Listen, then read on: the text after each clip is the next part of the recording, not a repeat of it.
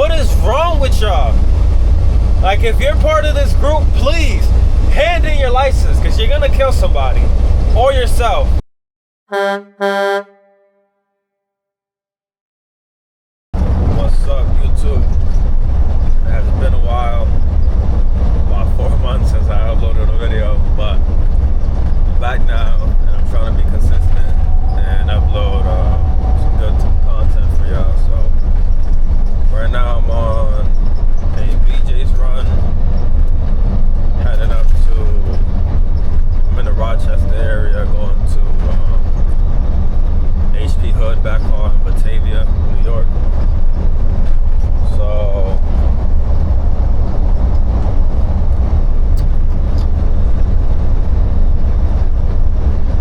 yeah, going up here right now, I get my back haul, and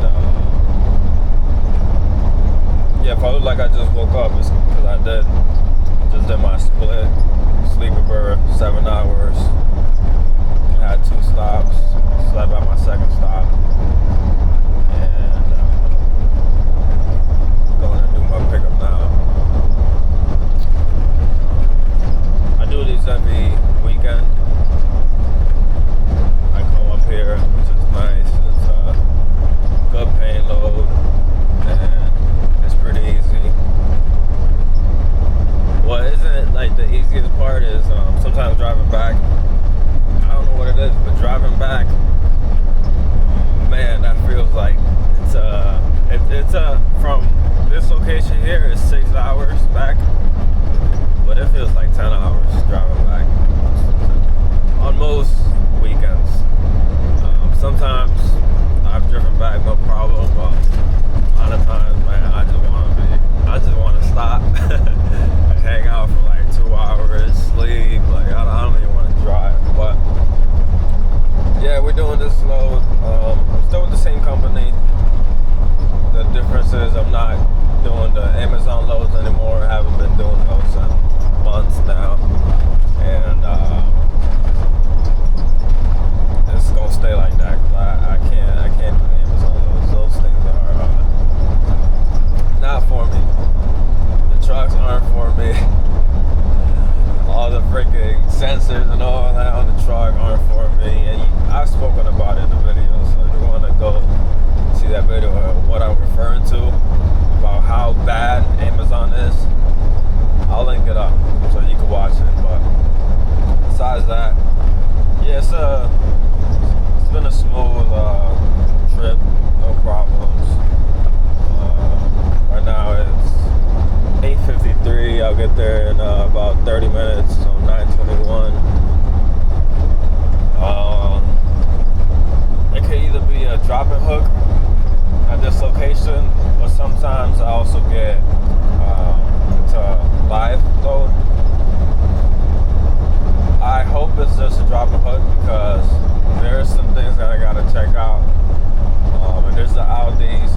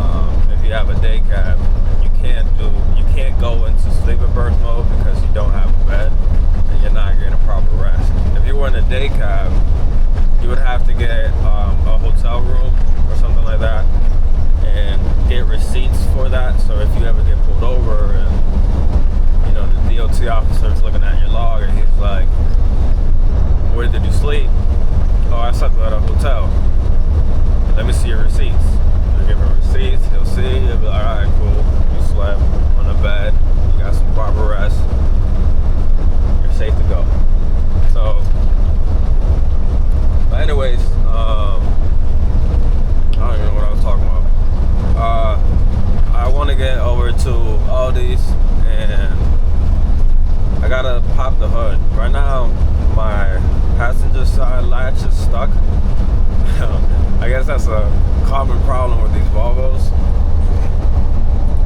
And I saw a video on how to pop it open, so I want to go ahead and do that. And it's crazy because when I was driving the Amazon trucks, I had that one problem where the latch wasn't unlocking, and I didn't even look at a video or anything like that. But there was another truck beside me at the yard, so I just kind of studied it and I started opening it and seeing how the mechanism worked to unlock it.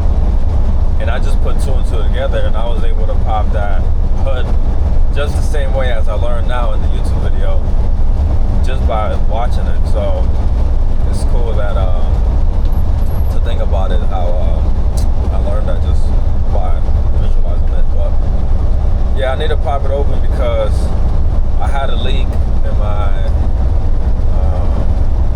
reservoir for my coolant.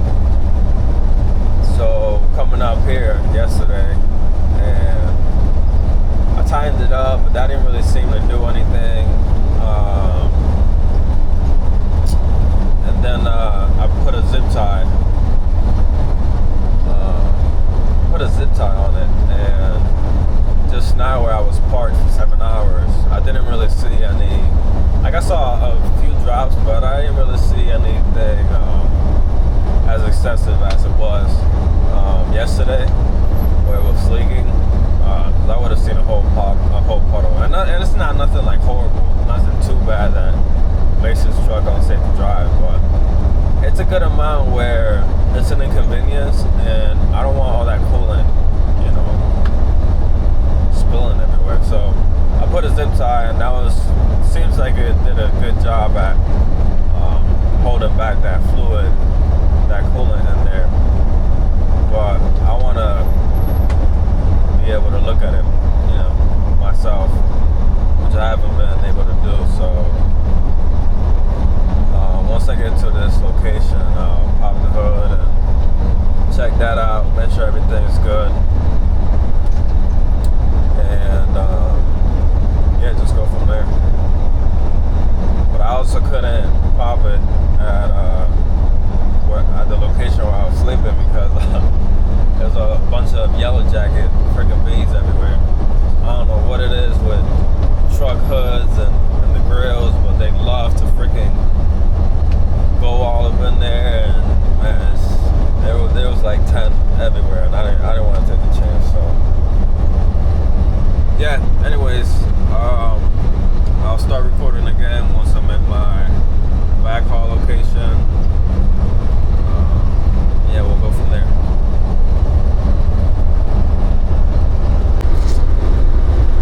I just hit a bird. R.I.P.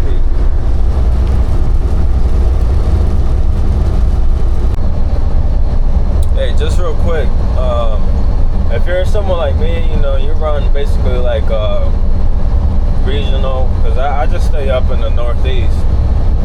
You'll get to, especially if you do like the same kind of loads, you'll get to learn a lot of things, especially one being that your GPS is going to want to send you in a way that doesn't really make sense, and it's not as straightforward as it should be. So for example, it wants to take me off an exit 2 on 33. I'm on 490 right now, but looking at my GPS on my phone, I can easily see that see, that's where I'm at. I'm on 490, telling me to take the exit now and then go back roads to my location, which doesn't even make sense. I've taken that before, blindly, because it's like, oh, whatever, I'm just following the GPS. But you don't want to be that type of driver. You don't want to be the driver that's just following the GPS. The GPS will screw you. And I've had times where it wanted to take me down some shady places, and I was like, no thank you, I'll figure it out myself. but I can easily see that from 490 here, I-90 is just below, and that's a much easier way for me to get there. So I'm just gonna keep going straight.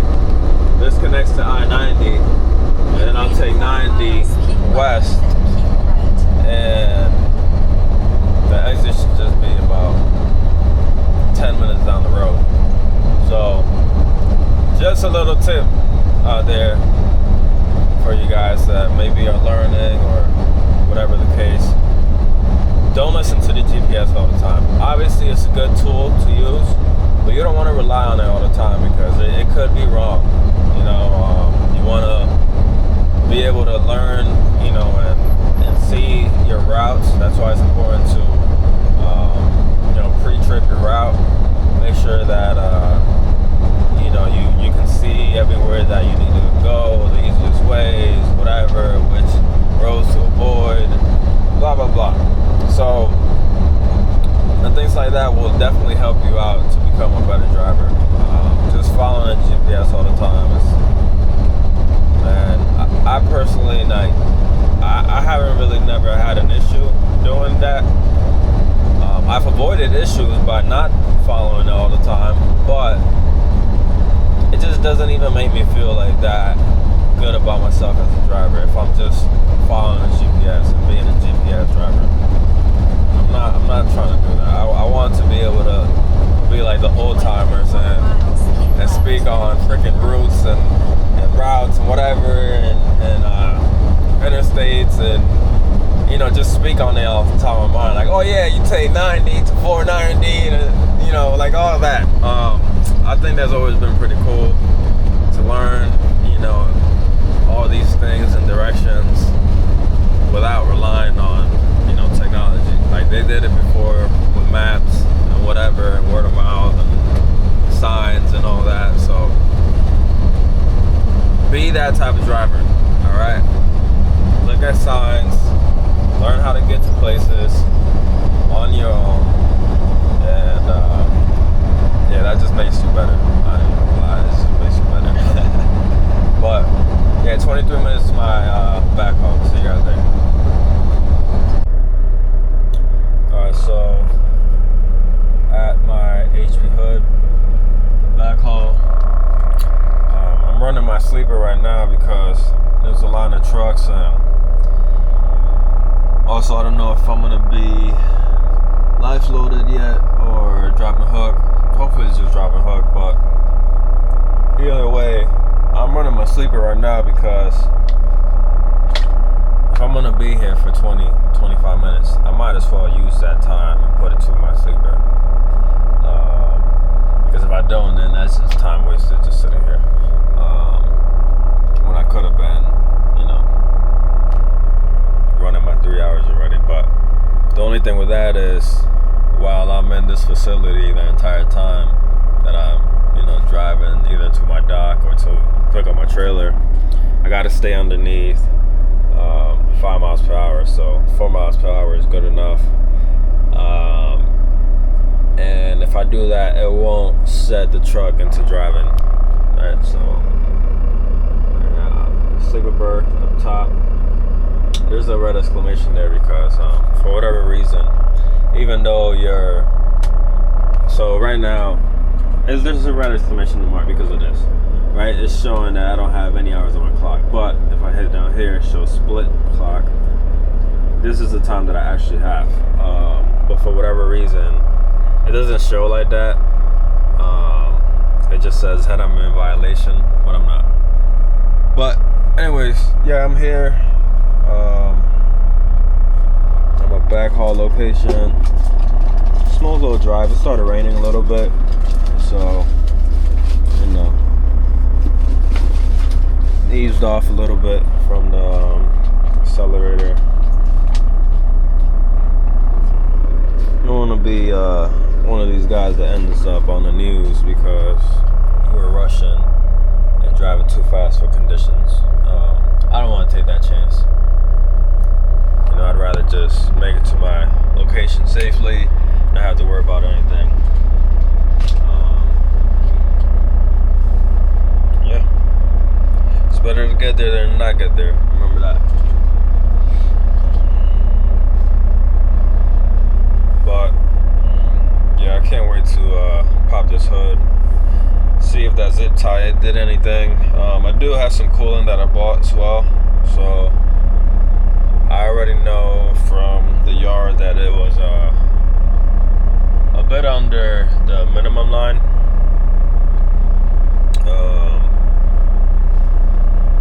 But it shouldn't be too bad, especially if that zip tie did its job, which it pretty much did, because the leaks underneath the truck slowed down. Yeah, go and check it out, make sure everything's cool. This truck right here wants to pass me because they have scales or whatever on this side for the tankers. Yeah. I got you, brother. I can see what you're doing. He was letting me know right now, like, hey, let me go, because I gotta go past. Yeah, you good.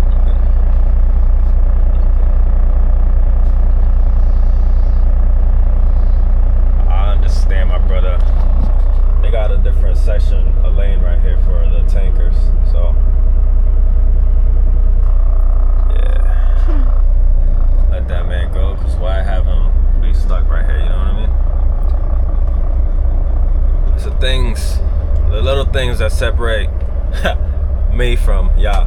But anyways, let's sign my paperwork and get started.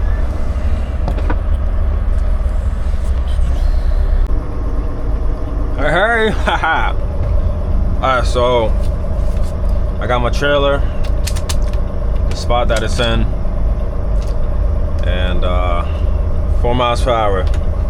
So I've been, what's up, my boy? What you doing? I've been here for a little under 30 minutes right now. So see, if I wasn't on sleeper, this whole 30 minutes will be going to waste, and that just means 30 minutes that I'll be getting home later. I'll be getting home 30 minutes later. I don't want that. I'm trying to get home. I'm trying to get home and relax and know that I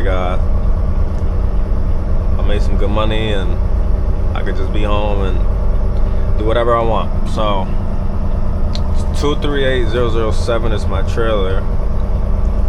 Spot 15, so 20 is like right here. So I see the spot is empty, or it looks like it's empty. But what you want to do now, be a rookie, and pull up and make sure that it actually is clear for you.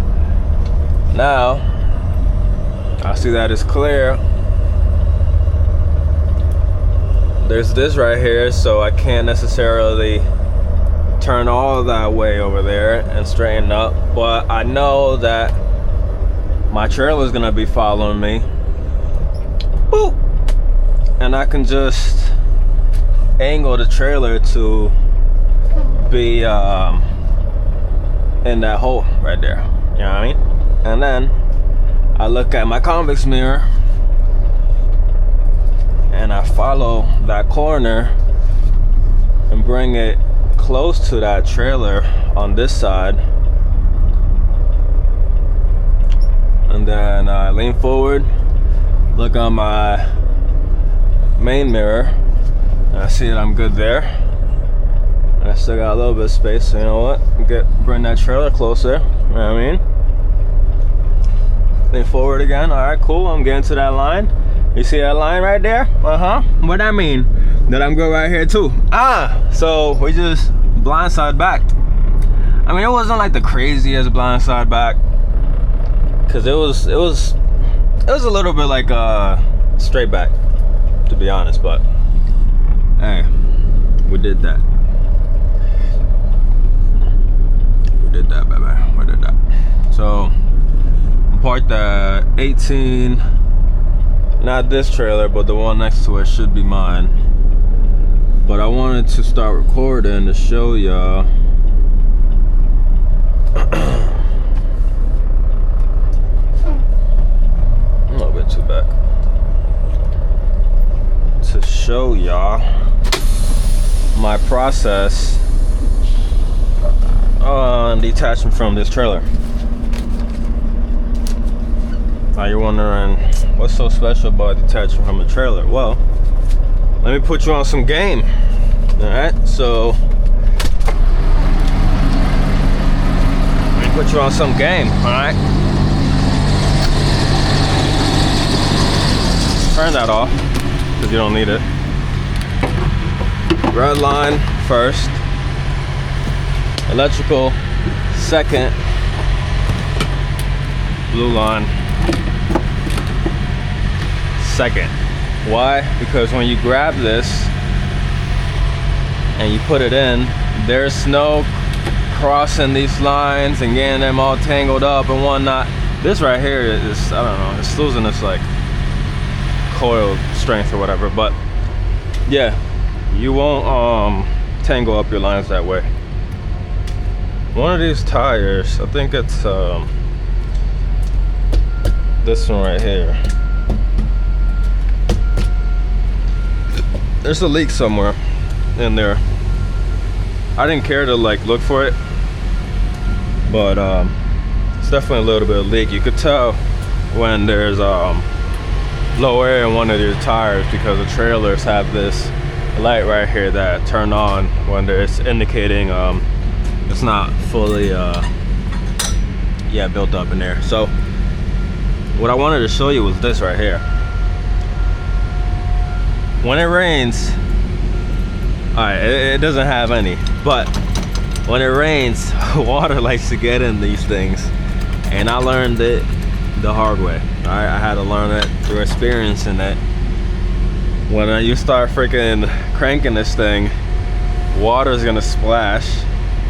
It's gonna get in your eye with all that dirt and rust and all that is in there, and you will go to a freaking eye doctor. No doubt about it. Had that happen twice to me. I only needed to go to the doctor once. But yeah, no, it's, you gotta be careful. Like right here, you see I start cranking it, water would have been splashing out. But it wasn't raining that crazy, and I think, yeah, it should be good. But crank this down and to get down. It's about right there. This one, you can pull on that to unlock the fifth wheel, but this one has it where you could just do it from the cab, and it's much easier that way. I don't know, it's like it prevents you from kind of doing it manually, or at least it's really tough to do so, that I found, because I've tried to do it on this truck and it's much more harder than just your regular truck. So right here, unlocks the fifth wheel, drive, release your tractor brake, pull up just slightly, like right there, dump your bags. You'll see that trailer start to drop a little bit. Right now that trailer has just touched the ground and the gear's on the ground, and I can just go ahead and pull up the rest of the way. Alright, make sure that trailer will not drop and it will stay there, which it did. It held up. I mean, it is empty, but you never know, things happen. And slightly move over. 238007, that's my trailer right there. Go ahead and back it on up. Ba, ba, ba, ba, ba.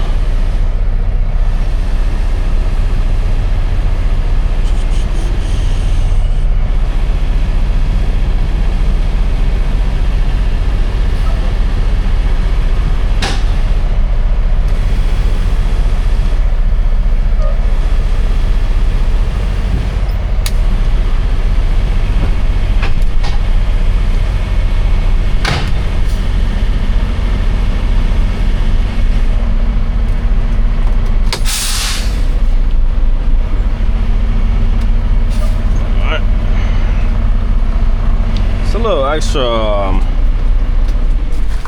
clunk that I heard, so I want to check that out, see what the heck that was.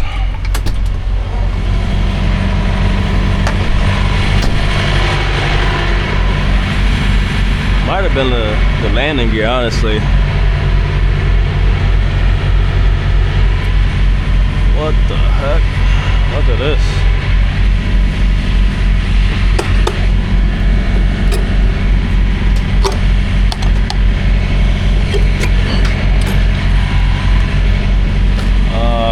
Yeah, I don't know how that got there. Alright, when you connect to the trailer, always want to make sure there's no space right up there. This is all the way in. You want to get underneath and make sure that your locking jaws are around the kingpin. So this has a dual one, you know, they come from this side and the locks. There's other ones that just come from this side and it locks that way, but you want to make sure that those jaws are locked around your kingpin. When you're connecting to a trailer,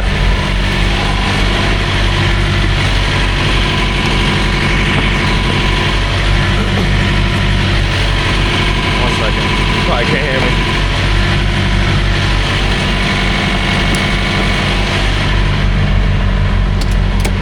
When you're connecting to a trailer, make sure that your lights and everything are off, because if you're connecting to a trailer and you got some lights on, that's a good way to blow a fuse.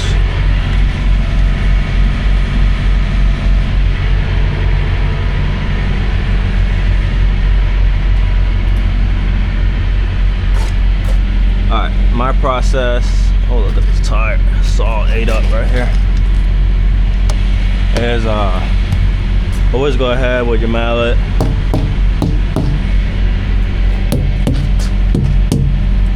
and smack those tires,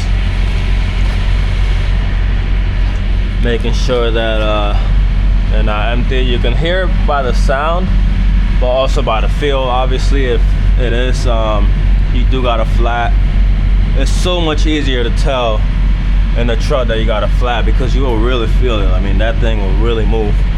So everything's good there. All my lug nuts are there. There's nothing in between my duals, no spacing in between my rims.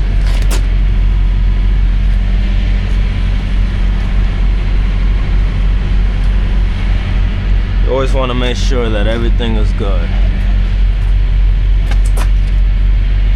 before you start driving, because you don't want to be down the road and have an issue. Oh, and then the other thing I always check, making sure that these pins, these locking pins for the tandems are sticking out and they're not in.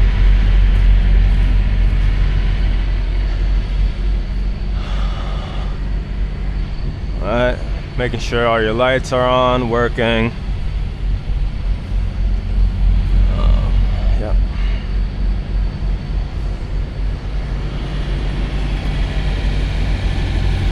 This is not good right here. This could easily, I mean, it could get caught up on this tire, and I think this is what's been happening right here.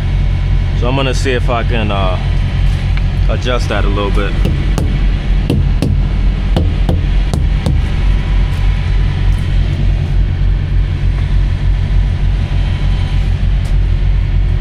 One time I was hauling a Basutos load and I had one of the, I had the tread come off. And what happened was,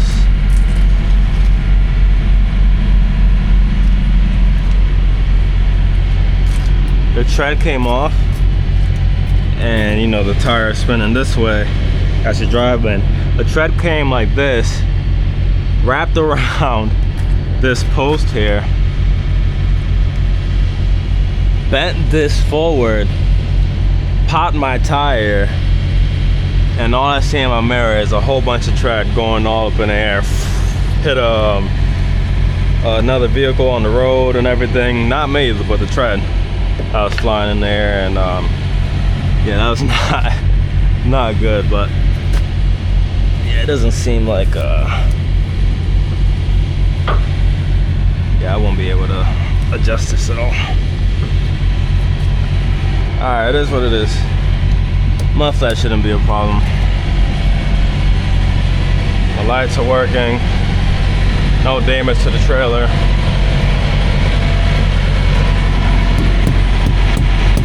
Don't just check your trailer, make sure you check your truck as well. Lights working.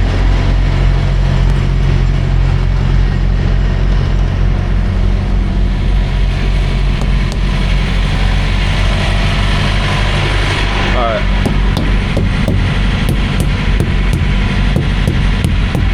One thing that's far too common with these trailers, BJ's trailers, is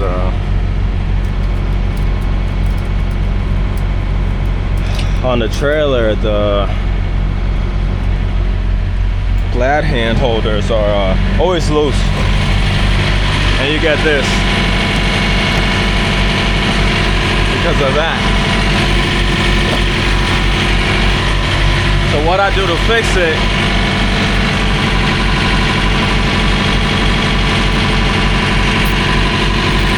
is just put a zip tie there.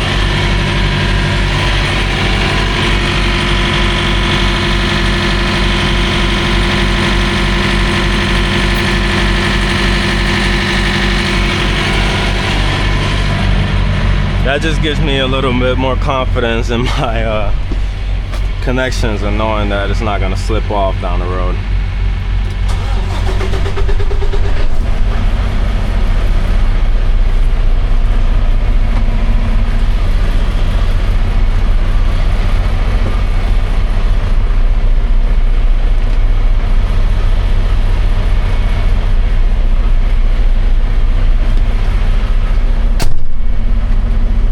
Now that we've connected to our trailer, it's time to do some stuff here, which is post-trip my trailer that I dropped. You guys saw that I did a very thorough post-trip, right? Yeah, we'll leave the pre-trip for the next guy. I know that there's no issue with that trailer, even though I didn't go do a full walk around. 238007 pre-trip. Pre-trip.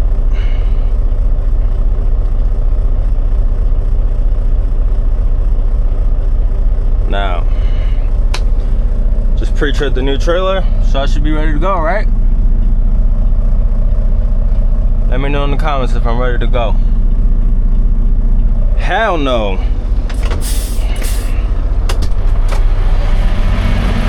I never put my landing gear up.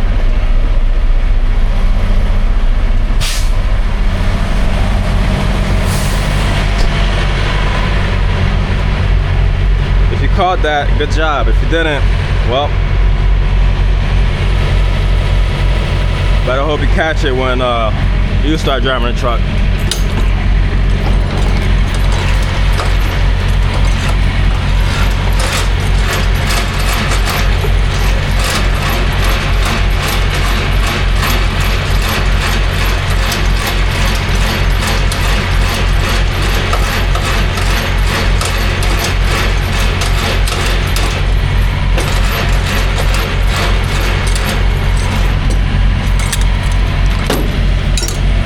Right.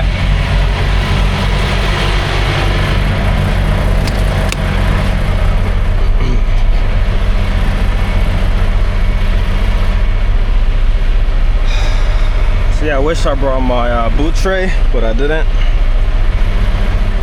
Cause I wasn't in a rush, but I was like, whatever, I don't really need it. But it would have been good to have, because now the floor is getting all wet.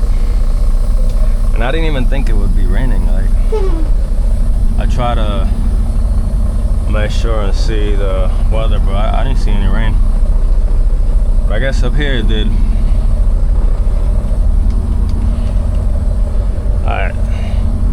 make sure I stay at that 4 miles per hour because so far I've been here for 45 minutes. You see what I'm talking about? If I didn't go on sleeper berth, I would have lost 45 minutes of my entire day basically just sitting around.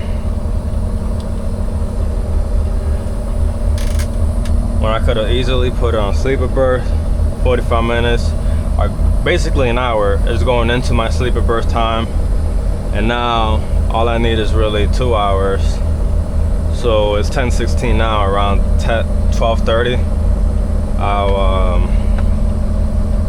I'll be good to start driving. If I didn't put on sleeper berth right now, I'd only be able to drive around like 1:30, 1:40. But you want to, oh shoot. You want to make sure you stay at that 4 miles per hour. It's very hard to sometimes. Like right now, I kind of accelerated a little bit, and I'm so glad it didn't trip my truck into driving. But yeah, put your forward flashes on.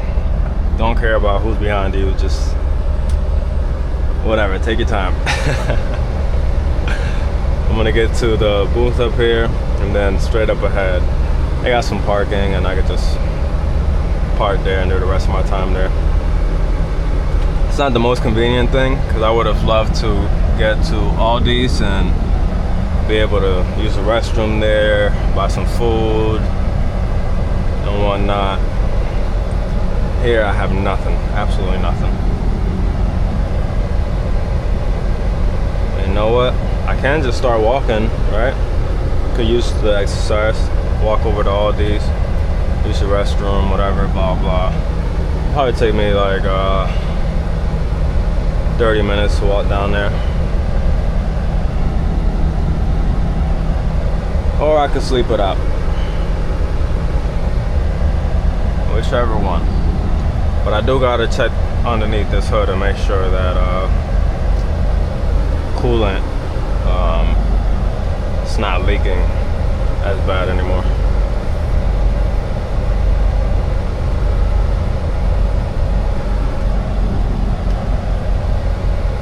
But yeah, I hope you learned something from that process there, especially with the airlines. I learned that from my boss. He, you know, teaches me, gives me a little advice and tips here and there, and that was one of them. You know, with the airlines, because you can easily start crossing them up and getting them all tangled, and it just becomes a mess. But if you do it that way, it's organized, it's clean. You don't got nothing to worry about. But yeah, let me go ahead and check out of here, and then I'll start recording again when I get this hood popped. Show you what I did with the zip tie, and yeah, we'll just go from there. And then that should be it for the video. I'll either sleep or walk over to Aldi's. But this video is long enough already as it is, so see you guys there.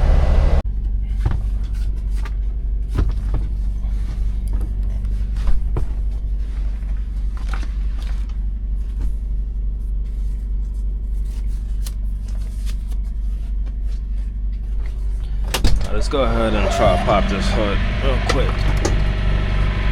So right now the only one that's unlatching is my driver's side, but my passenger side won't. So if you can see right here, you probably can't, but there's a latch over here, and you can go from under and push that open. So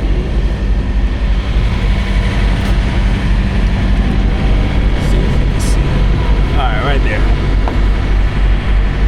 Oh, it's a lot closer than I thought.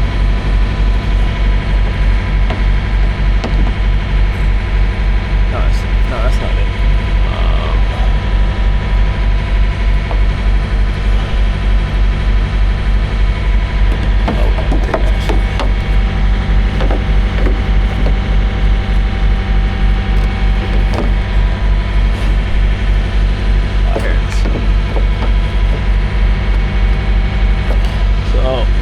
if you see that right here where I'm flashing, there's a latch right here, and I should be able to push that and not get freaking dirt in my eye.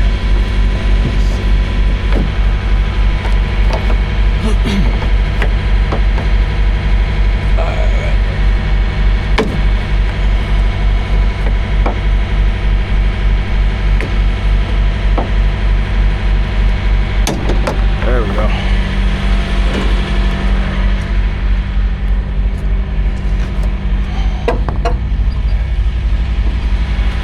Yeah, so looking from under, gotta push this way and it will unlatch. So still leaking. You can see that got leaks there, leak right here as well. It doesn't look to be that bad. See, normally when I wiggle it like this, up here you'll start to see it leak a good amount, but it's not that bad. I do want to like take that zip tie out, loosen this up, and try to pull this hose a little more up, but I mean, that wouldn't really cover that much like space up there, so I don't think it will be that effective. Could be the plastic that's cracked right in here, and that's why it's leaking. But I don't really think it's the hose, but honestly, I'm not sure. I'm not sure at all.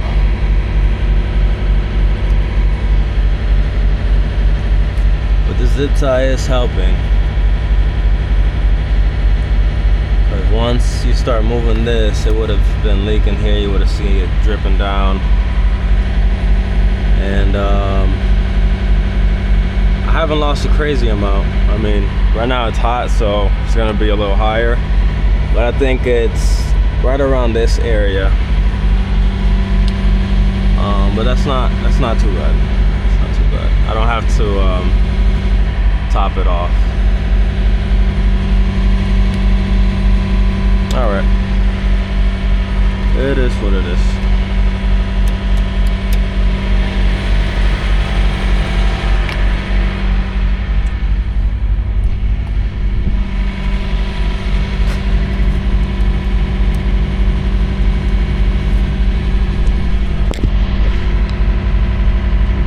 I didn't think I was recording.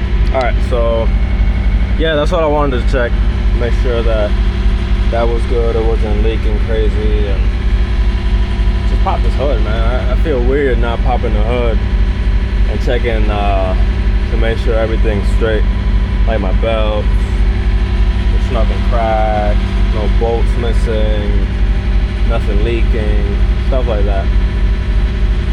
But yeah, I got 2 more hours to go here. I might just walk over to Aldi's,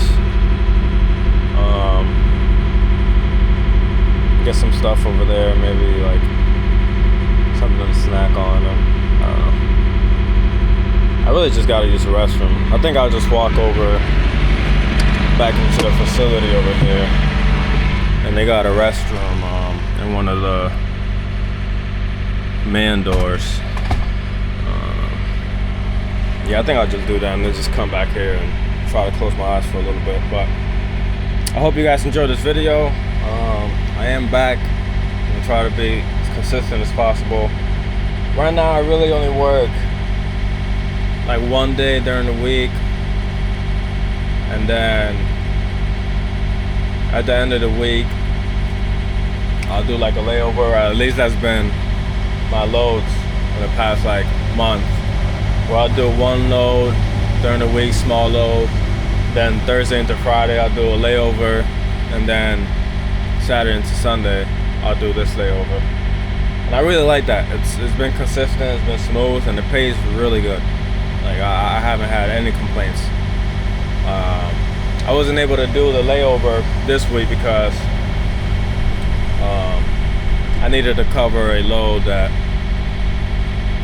we didn't have a driver for, and so that sucked. But I mean, I did do 2 loads during the week, so that should amount to what the layover would have paid me, and I don't think I really lost any money. But yeah, we're just out here grinding, working hard, and trying to get into YouTube again and work hard here and make it happen. So, and take you guys along this journey and just see where I get to. There's something nice coming in the future, a new truck that the company got, and they said how I would be the main one driving it, probably just the only one besides like me and my boss, and that feels good because they trust me enough because I'm a good driver. I take care of stuff, you know, I care, I'm responsible. Like I'm their go-to guy right now, and it feels good to know that they can trust me with a new truck and know that I'm not gonna be hitting no curbs and freaking messing up the alignment on the truck and, you know, just messing it up and damaging it. Because these trucks, you know, I can show you right now. Curb, curb,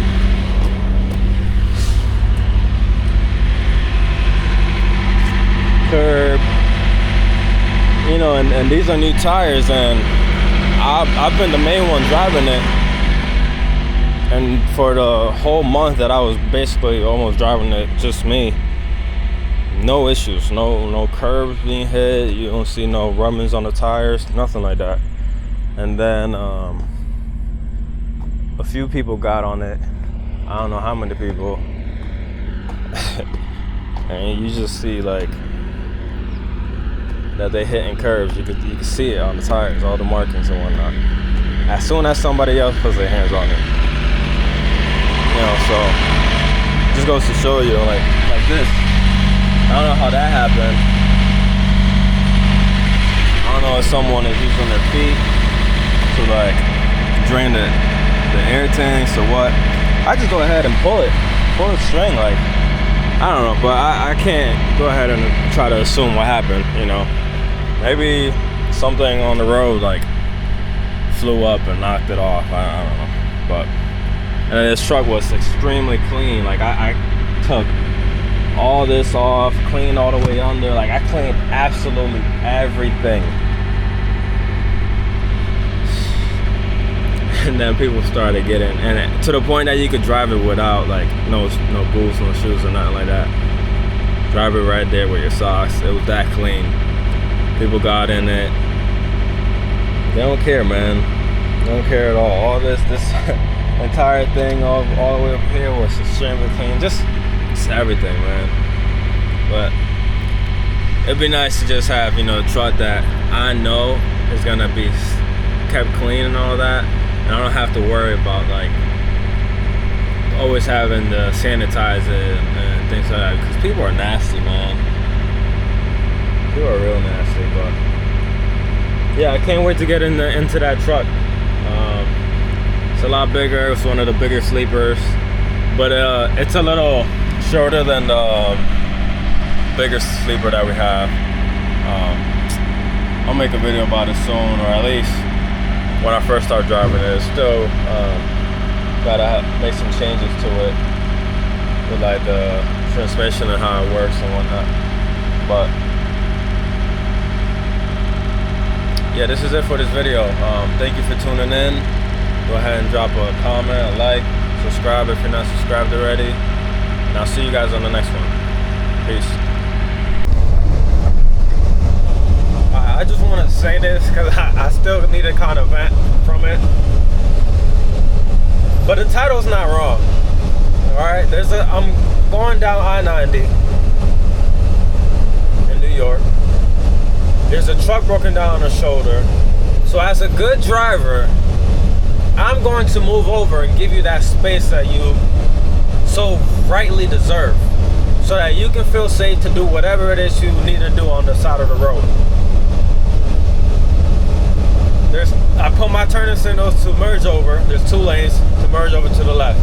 There's 2 cars currently passing me beside. My turning signals are on. I'm watching them pass. They pass. After that second car, there's a van, and there's about 2 car lengths of space there where I can easily fit and merge over safely and get away from this truck on the shoulder. As I'm starting to merge over, and I'm staring at my mirror the whole time, this van, this fucking dumbass, alright, because that's what he is. He's a fucking dumbass, and if you're like this person, you're a dumbass as well. Floors it. Floors his fucking van and passes me as I'm merging over, and I'm beeping my horn at him, or her, whatever. Has to get on her shoulder and floors it past me. I have to stay in the middle lane in order to not drive this fucking idiot off the side of the road, which I should have. But I'm not here to fucking kill people. I'm here to drive, make good money, and make it home. But I gotta deal with people that are so fucking stupid, like this moron right here, who can't wait 10 seconds. It would have took 10 seconds for me to pass this truck and then get over and give this motherfucker the space that he wants so he can go kill himself up in the fucking future up in the road. He couldn't wait 10 seconds, but he fucking floored it and passes me on the shoulder. For what? These are the fucking people that are on the road today. Fucking maniacs, because there's no way that you're right in the mind and doing shit like that. There's just no way. These are the type of people that are on the road today. And these truckers, it's fucking, not right now, but it's pouring down where you see there's nothing but water on the road, and these fucking truckers are flying past me at 70 miles per hour. What the fuck is wrong with people? For real, what is wrong with y'all? Like, if you're part of this group, please hand in your license, because you're gonna kill somebody or yourself. I don't know. I'm not overreacting. I fucking see all these comments all the time. All these old time truckers can't do it anymore because people are fucking nuts. You can't wait 10 seconds, so you decide to floor it and pass me on the shoulder. But if I would have stayed my fucking course and drove you off the side of the road and kept fucking driving while you're in the middle of the fucking highway or grass or wherever, with your car going through your fucking chest, I would be wrong, right? You fucking piece of shit. Be a better driver, please. If you've done something stupid today, fucking learn from that. Don't be a fucking dumbass. That's all I gotta say.